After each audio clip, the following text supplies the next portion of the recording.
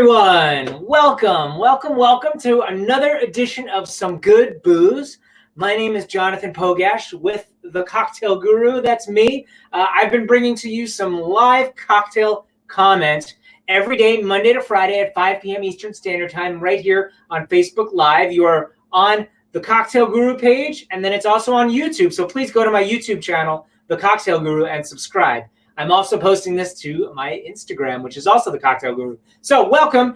Some Good Booze is a show that I created a few weeks back. We talk about positive and inspiring news stories, and then we go into cocktail making. I oftentimes discuss a little bit of cocktail history, some mechanics, how to use various tools, how to use ingredients that you already have at home. And these are classic cocktails. These are new cocktails. These are variations on classic cocktails. You can really be creative with what you already have at home. So I encourage you all to actually let me know what you might have in your cupboard. What do you have in your refrigerator? Send me those ingredients. I will gladly send you a recipe. I have lots and lots of time on my hands. I also wanted to say that the bartenders and servers in hospitality industry across the US, across the world, also have a lot of time on their hands. And that's not that great because they're out of work. So there are ways to support our service industry. The USBG National Charity Foundation is one organization. You can go to usbgfoundation.org and donate to their Bartender Emergency Assistance Program. There are other organizations out there. My good friend over at Bar Magic made a really great resource. Tobin made a really great resource for people in the service industry who would like to see what's available to them. So definitely move forward with that. Go to that. Thank you all for joining me. Hi, everyone. Thanks for coming in. Love it. Love it. Okay, so well, first of all, before I go into this, so this is a book, The Joy of Mixology, written by my mentor, Gary Regan. And he was a wonderful, wonderful man. Taught me everything about classic cocktails. Taught me how to be behind a bar and how to be a bartender. And he mentions the creator of this next drink in his book. But before that, courtesy of Good News Network, I'm going to talk a little bit about some positive news stories that are happening. How about that? Or this day in history. I love these. It's this day in history. Some historical anecdotes that are positive. Okay, so start things off. Well, on this day in history in 1853, Harriet Tubman began her Underground Railroad. Obviously, an amazing woman and an amazing story. Also, this day in history, Ampex Corporation demonstrated the very first commercial videotape recorder, which would then lead to TV and news and a real explosion.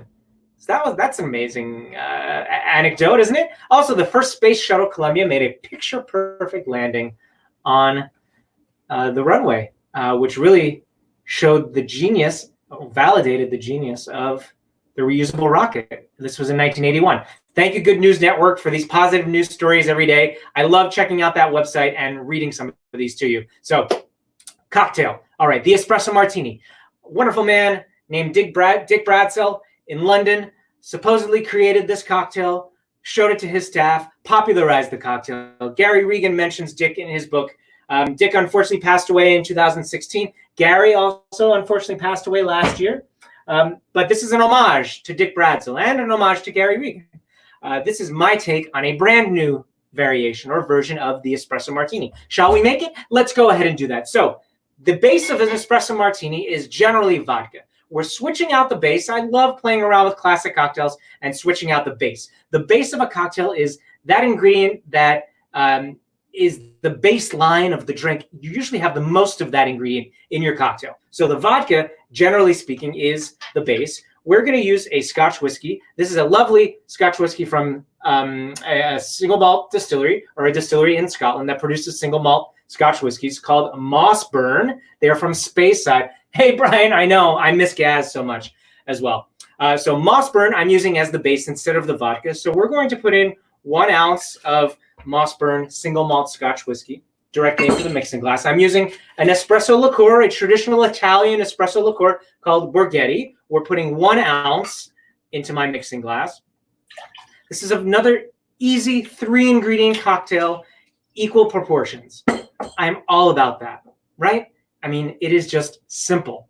Okay, so I have this espresso syrup that I made. I brewed some espresso and I just mixed it with equal parts sugar to make a syrup.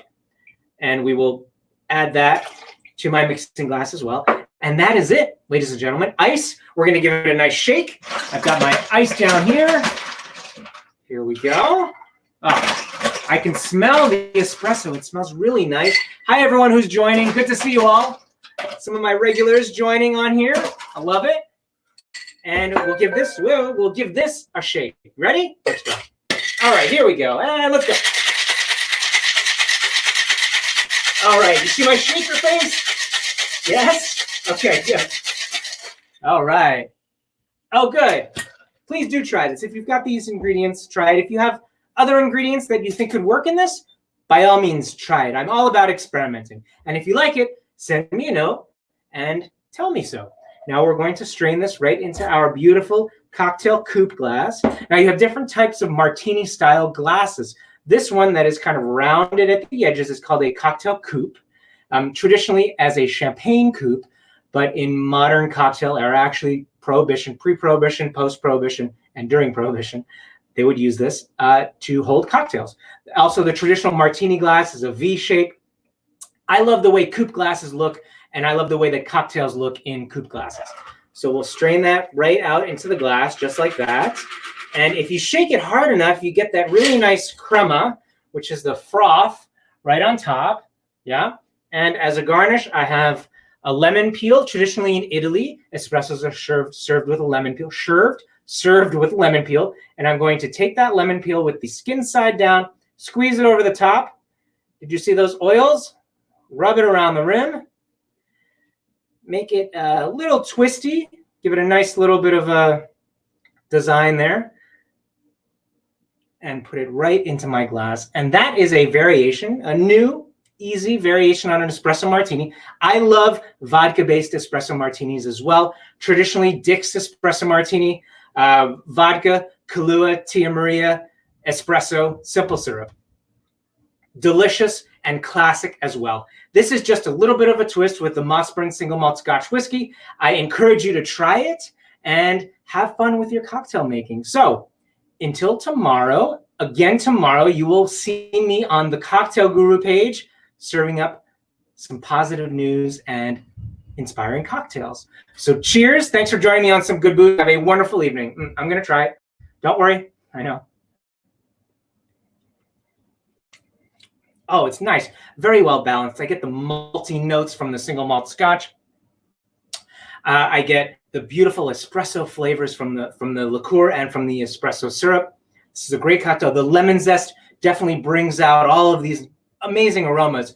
Cheers to you. I really wish that you can taste it at home. This at home. Make it at home. Send me a note. Send me the ingredients you have at home. I'll send you a recipe. Till next time, everyone. Cheers.